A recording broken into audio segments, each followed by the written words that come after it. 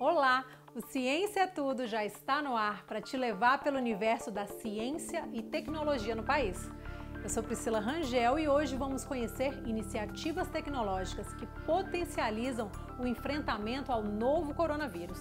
É a tecnologia facilitando o acesso a soluções, gerando economia de recursos e tornando todo o processo mais ágil. Tudo pronto aí? Então, vamos juntos!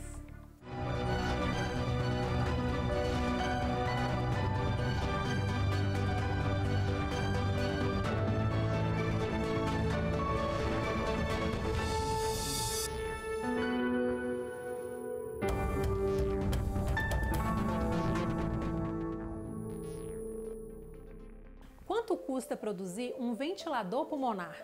A Universidade Federal da Paraíba conseguiu desenvolver um modelo bem mais em conta que os disponíveis no mercado. A ideia é oferecer uma alternativa nacional de baixo custo que possa suprir os hospitais que recebem pacientes com a Covid-19. E em todo o país, empresas privadas e centros de pesquisa também estão na corrida para desenvolver testes e diagnósticos mais rápidos e mais acessíveis.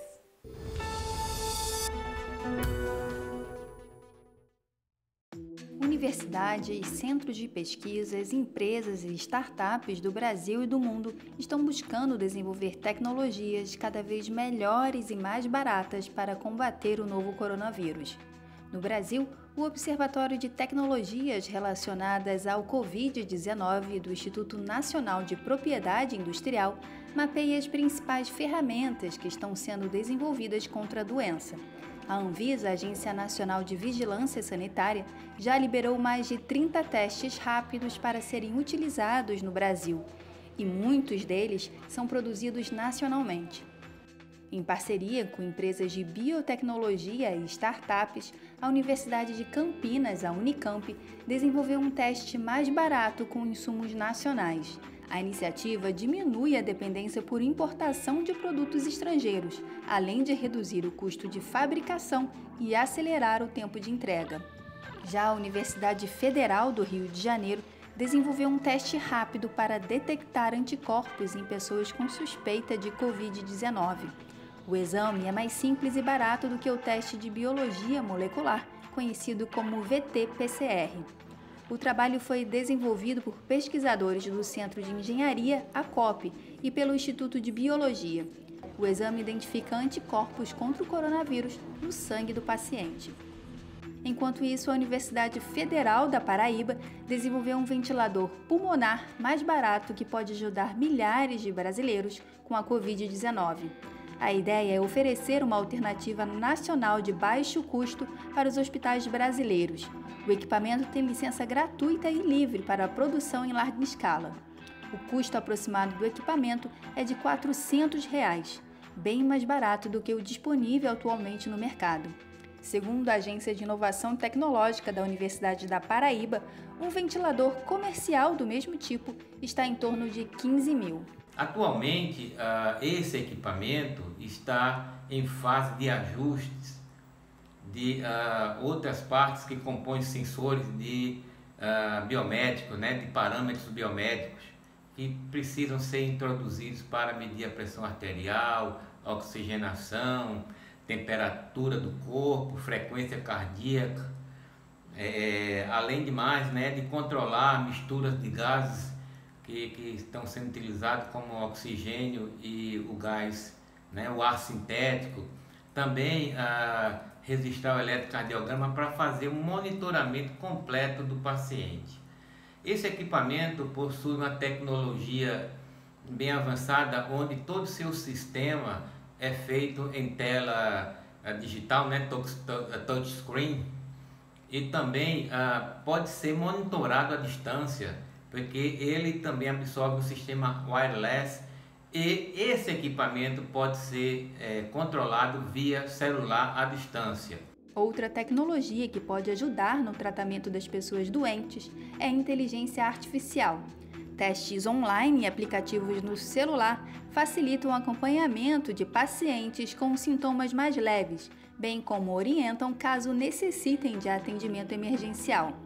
Além disso, a ferramenta funciona como uma forma de monitorar a disseminação do novo coronavírus. Algumas cidades, como o Rio de Janeiro, também utilizam os drones para monitorar e alertar a população sobre a importância do isolamento social durante a pandemia. Indispensáveis aos profissionais de saúde, os equipamentos de proteção individual e coletiva podem perder eficácia se utilizados de forma incorreta. Mas uma plataforma virtual oferece treinamento sobre o uso, manejo e descarte desses equipamentos que são essenciais para os heróis que combatem o coronavírus na linha de frente.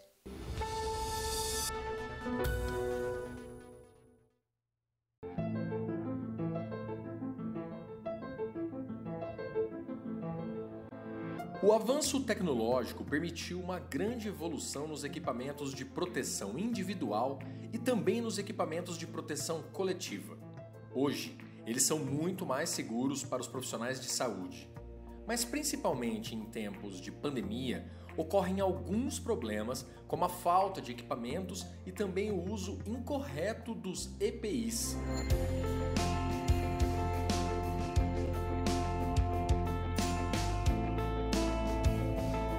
Pesquisadoras do Instituto de Ciências Biomédicas da USP desenvolveram a plataforma EPI Saúde. O site orienta não apenas sobre a forma correta de usar os equipamentos, mas também destaca quais são os principais erros cometidos pelos profissionais. Na verdade, dentre aqueles que realmente são mais frequentes, a gente selecionou os que são relacionados aos equipamentos de proteção respiratória, porque é onde o pessoal realmente mais comete erros, do tipo fica tirando e colocando a máscara N95, fica com a máscara lá no pescoço, fica tocando muito na superfície da máscara, e também com a utilização das luvas, né?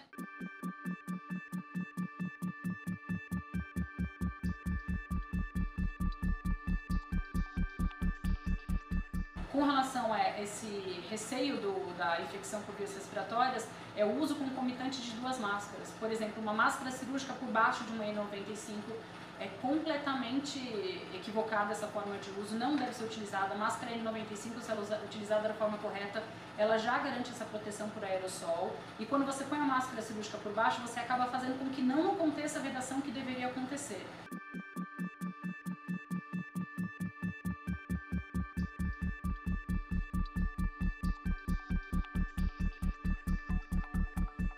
A proteção do profissional de saúde, ela é multifacetada, ela envolve procedimentos administrativos, então mudanças de fluxos de trabalho, separação de leitos, etc., dentro do ambiente hospitalar, como também é o que a gente chama da engenharia clínica, né? Então são as instalações apropriadas para que o profissional possa trabalhar em ambientes mais seguros. Então você pode ter áreas de isolamento que não necessariamente são presentes em todos os centros de saúde, com pressão negativa. As salas com pressão negativa possuem um sistema de ventilação que renova o ar e mantém a pressão atmosférica mais baixa, o que evita a propagação do coronavírus e outros micro-organismos. É de extrema importância os equipamentos de proteção coletiva, mas só eles também não resolvem o problema, então tem que sempre andar em conjunto a proteção coletiva contra a proteção individual, né? Outra tecnologia que tem sido bastante utilizada é a impressão 3D de alguns equipamentos de proteção. A Universidade do Estado do Amazonas desenvolveu um projeto para produzir milhares de protetores faciais reutilizáveis que vão ajudar a suprir a falta de EPIs no estado.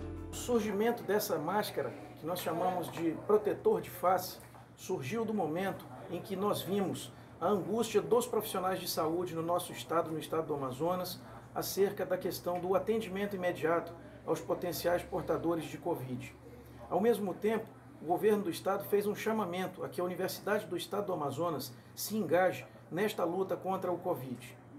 Como profissional de saúde e reitor dessa casa, eu vi a necessidade que nós desenvolvêssemos com muita rapidez, com muita urgência, alguns EPIs essenciais.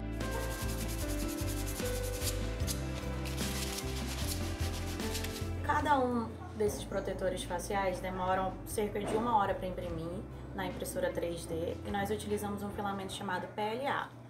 O interessante desse filamento é que ele é food safe, ou seja, ele pode ser utilizado até mesmo para produzir vasilhas, copos, onde a gente pode colocar alimentos.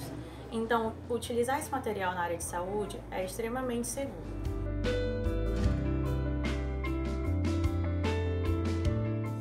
E se a ideia é investir ainda mais em tecnologia em tempos de pandemia, a FINEP, empresa pública de financiamento do MCTIC, já recebeu por meio de um edital cerca de 80 propostas de inovações de empresas privadas.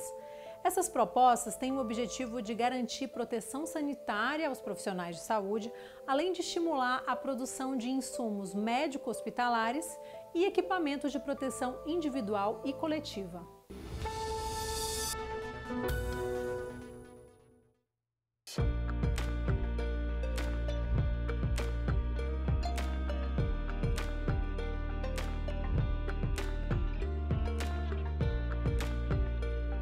Financiar propostas de inovação e tecnologia que possam ajudar de forma emergencial a criação de novas ações de combate ao coronavírus.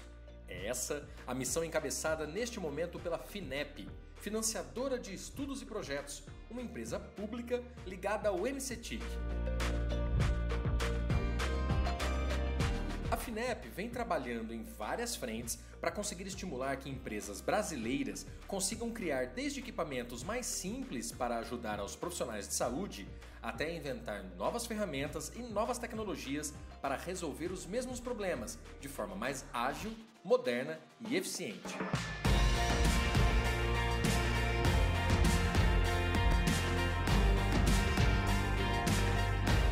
Rodrigo Rocha Cecioso de Sá, superintendente de inovação na FINEP, explica que uma das frentes foi um edital finalizado em abril que reuniu dezenas de propostas de empresas privadas que em breve se tornarão realidade graças a investimentos públicos do MCTIC. Esse é um edital que vai destinar 5 milhões para empresas que atuem na prevenção e contaminação da classe médica e dos demais serviços associados. Então, também está incluído aí toda a parte de transporte de pacientes e tudo mais. Foram submetidas cerca de 80 propostas a esse edital. A gente está está iniciando a fase de avaliação agora dessa proposta e em breve a gente vai ter a divulgação do resultado. Outras duas ações da FINEP tratam de estimular diretamente projetos encabeçados por institutos de pesquisa e universidades que compõem a rede Vírus MCTIC, e também fazer com que empresas tenham financiamento para acelerar a produção de itens de saúde, como equipamentos de proteção individual para médicos e todos os trabalhadores da saúde. São 3 linhas. A primeira linha, ela se destina a apoiar a transformação de fábricas para a produção de itens que são necessários à Covid-19. Né? Isso a gente chama de reconversão industrial.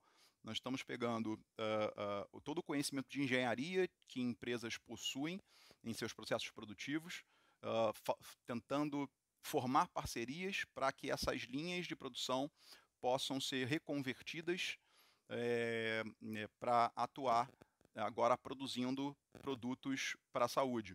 A segunda linha é a linha de dispositivos médicos. Né? Esse daí a gente busca atuar com as empresas do próprio setor no desenvolvimento, otimização, né, de processos produtivos e escalonamento da produção de dispositivos de atenção à saúde utilizados no tratamento do Covid. A terceira linha é a linha do Programa de Aquisição Inovadora para a Saúde, que busca atuar agora na outra ponta. A gente busca difundir as inovações do Complexo Industrial da Saúde, das empresas de equipamentos médicos que realizaram seu P&D no Brasil. Então, através desse programa, a gente vai financiar hospitais e santas casas que queiram adquirir produtos inovadores das empresas brasileiras. Essas 3 linhas de crédito, ao todo, elas somam 600 milhões de reais. Para Rodrigo, dessa forma, a FINEP fecha uma cadeia importante de produção, que vai da pesquisa ao desenvolvimento tecnológico até a produção do primeiro lote que estará disponível no mercado. E vem mais novidades por aí. Ainda para este ano, a FINEP planeja lançar um novo edital, com o foco em desenvolver projetos que envolvam robôs e inteligência artificial, a chamada Saúde 4.0. A inteligência artificial, ela é sem dúvida, né, junto com a robótica, elas são tecnologias habilitadoras fundamentais e que vão promover verdadeiras mudanças de paradigma na saúde. Tentar trabalhar soluções cada vez mais customizadas no nível do indivíduo, não mais soluções para grandes populações. Isso sem falar em telemedicina, né? Toda a parte de teleatendimento, tudo isso vai acontecer, vai mudar com as tecnologias da indústria 4.0. Fique atento a novas chamadas financiadas pela FINEP e pelo MCTIC. Na página da empresa você fica por dentro de todos os editais que serão lançados com o foco de aliar a inovação tecnológica brasileira à melhoria cada vez mais eficiente do nosso sistema de saúde. Imagina só uma maratona de hackers em busca de soluções tecnológicas contra o coronavírus. É o HackCovid-19 que vai ser realizado online de 15 a 17 de maio. A ideia é criar aplicativos, serviços e equipamentos inovadores e de baixo custo com foco no Rio de Janeiro. A iniciativa é de 3 instituições federais de pesquisa, Fiocruz, LNCC, CBPF, com apoio do MCTIC. As inscrições estão abertas e vão até 4 de maio. Bom, agora, hora de um rápido intervalo, mas você continua com a gente, né?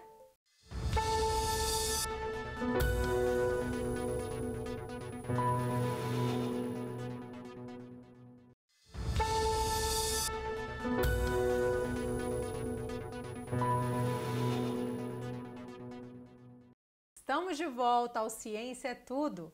E agora, para falar um pouco mais sobre as inovações tecnológicas que estão surgindo em decorrência da pandemia do novo coronavírus, a gente conversa com o Paulo Alvim, que é secretário de Empreendedorismo e Inovação no MCTIC. Seja bem-vindo ao Ciência é Tudo, Paulo Alvim. E assim, a gente vivendo agora um momento de crise, né, uma crise grave, mas não deixa de ser um momento estratégico para investir em inovação e tecnologia, né? Obrigado pela oportunidade. Nós, da Ciência e Tecnologia, tentamos sempre buscar a alternativa otimista. E, para nós, isso se transforma em uma oportunidade. Primeira oportunidade de mostrar o que a ciência pode contribuir para resolver o problema. E segundo, é que, após o problema resolvido, como é que a gente pode transformar isso em ganhos para a sociedade por meio de novos produtos e serviços e muita inovação. Então, é dentro desse espírito que a gente tem trabalhado, né, e liderados pelo ministro Marcos Pontes, a gente está trabalhando de uma forma muito integrada, colocando no mercado soluções da ciência que passam por remédios, vacinas, testes rápidos, né, e novas alternativas, e a questão da tecnologia e inovação centrada em produtos que vão contribuir para o melhor desempenho das equipes de saúde e que isso, inclusive, permita fortalecer o parque produtivo nacional. E o governo, de alguma forma, articula com as grandes empresas para organizar essa produção? Nós trabalhamos de uma forma muito integrada, Ministério da Saúde, Ministério da Economia, o nosso Ministério, no sentido, primeiro, de identificar a nossa capacidade produtiva instalada. E, para nossa surpresa, eu vou dar o exemplo dos ventiladores pulmonares, nós temos cerca de 6 empresas, né, que têm capacidade instalada, que o ano passado colocaram 5 ventiladores no mercado nacional. Mas, mais que isso, nesse processo de articulação, nós conseguimos, né, com o apoio de diversos atores, seja da academia, seja do setor produtivo, né, que essa capacidade fosse já, num primeiro momento, uma encomenda do Ministério da Saúde de colocar no mercado só apenas 14 mil ventiladores. 3 vezes o que foi comercializado no ano passado. E mais, as outras 3 estão se preparando para que também atendam essas demandas e a gente vai ter uma bela surpresa de ter produtos nacionais atendendo essa demanda do setor de saúde. E as startups brasileiras, elas estão inseridas aí na força-tarefa em busca de soluções? Nós temos tido, e não poderia ser diferente, o movimento de startups no Brasil avançou bastante. Nós estamos falando já de um ecossistema que tem cerca de 20 mil startups e elas estão efetivamente atuando muito forte nessa oportunidade. No caso de ventiladores, a gente tem algumas iniciativas conduzidas por elas, né, e elas estão cooperando, inclusive, com outras empresas de maior porte, mas principalmente em outros segmentos que são estratégicos para esse momento que vivemos.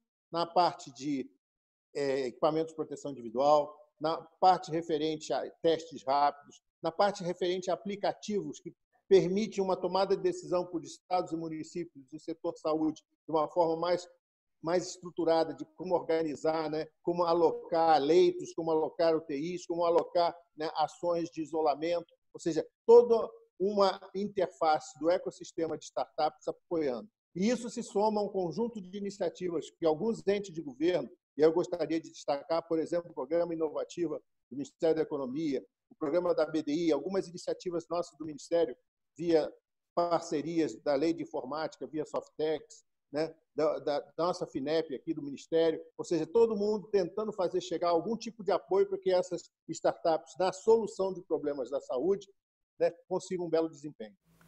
E a lei da informática e a lei do bem, elas têm sido importantes para estimular esses investimentos aí em pesquisa e desenvolvimento?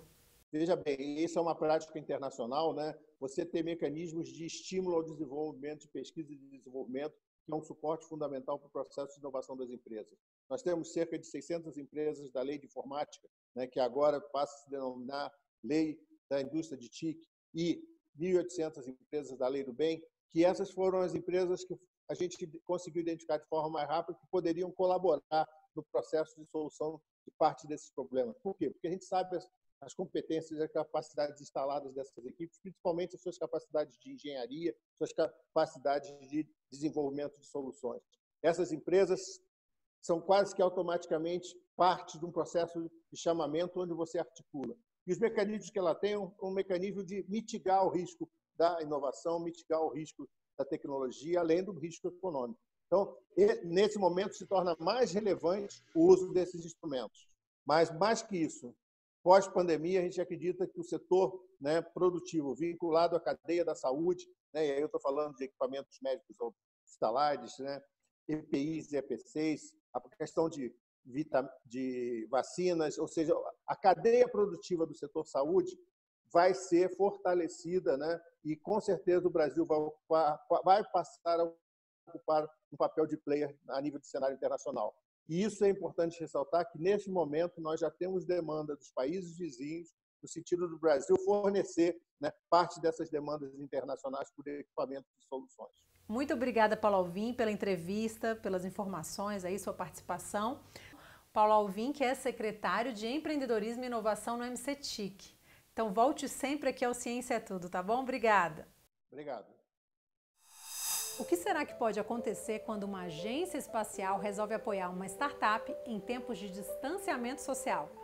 Um bom resultado pode ser um aplicativo que consiga mapear a aglomeração de pessoas em tempo real em todo o mundo, né? Pois dá só uma olhada.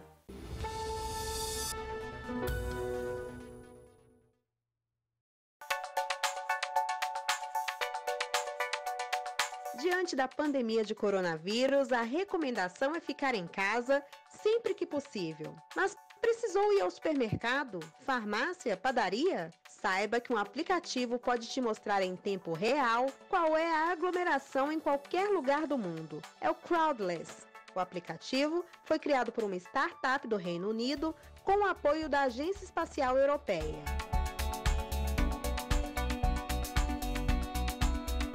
Dados de satélites e tecnologias de inteligência artificial são usados para mapear o distanciamento social. Além disso, o aplicativo consegue rastrear a locomoção de dispositivos de celular, tudo de forma anônima. Para a gerente de operações do Centro de Incubação de Negócios da ESA, Sue O'Hare, este é um exemplo magnífico de como as tecnologias do espaço e satélites podem ser usados para ajudar o mundo na guerra contra a Covid-19. O Crowdless pode ser baixado de graça pelo iOS ou Android.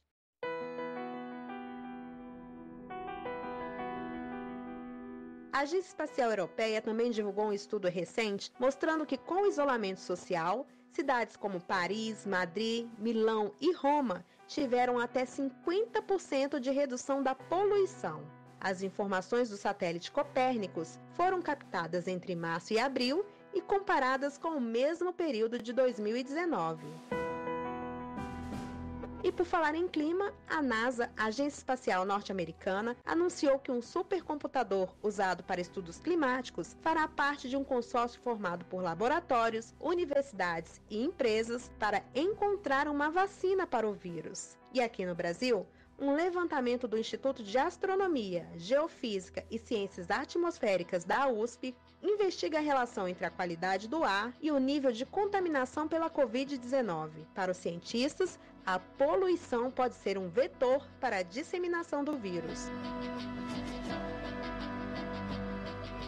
E ainda no Brasil, outro estudo desenvolvido por 2 astrônomos mostra como os modelos matemáticos têm ajudado os governos locais a pensar em estratégias de combate ao novo coronavírus. O astrônomo da Universidade Federal do Rio Grande do Norte, José Dias Nascimento, e o doutor pela Universidade do Novo México, Vladimir Lira, usaram técnicas da astrofísica para mapear número de casos e mortes no Brasil.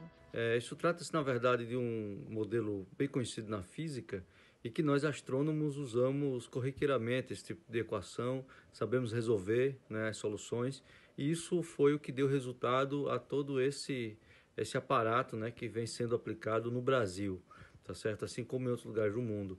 Uma ferramenta central desse modelo, eu separei aqui para vocês uma pequena imagem, é o que a gente chama de MCMC, não é? Que é exatamente o estudo de busca de soluções, certo? Nesse tipo de modelo, que é bastante frequente em problemas de astrofísica. Então, isso é somente um exemplo de como o conhecimento em física fundamental, em astrofísica, pode ser útil para outras áreas do conhecimento. E o episódio de hoje fica por aqui, mas semana que vem a gente continua a nossa jornada do conhecimento. Eu sou Priscila Rangel e te desejo uma ótima semana. Tchauzinho!